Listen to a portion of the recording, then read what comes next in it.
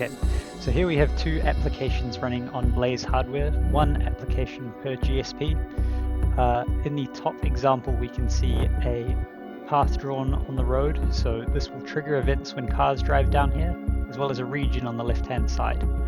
You'll notice that these squares drawn on the screen are tiles, so each of these are running a different detector, and we can choose different detectors with different fidelities. For example, one further away will run more computationally advanced workloads to detect cars further away.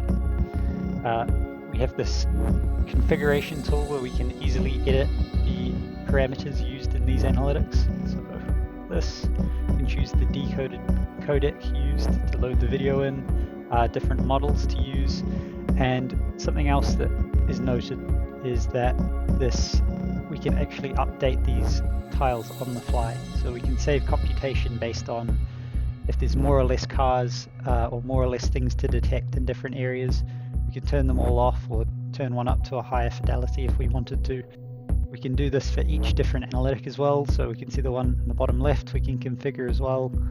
And something else we'll notice is we've actually got this event dashboard, so when cars have made some kind of traffic infringement that we have described in our code, the event will actually be pinged to this event dashboard, which we can really nicely unpack and see all details we wanted about the event. We have a nice map as well to see where the event is located.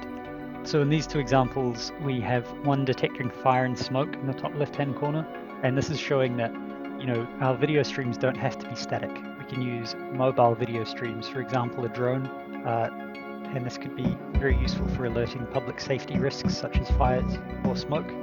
In the bottom left-hand corner, we have a traffic violation analytic. So when a car crosses a defined set of lines, we will raise an event.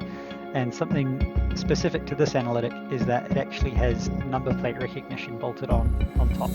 So we can see here, when this car has crossed the line, we detect the license plate and recognize the characters in it.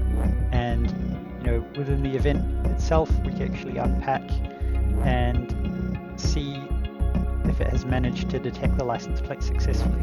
And again, this will give us a location of where the event occurred, and same with the fire and smoke examples.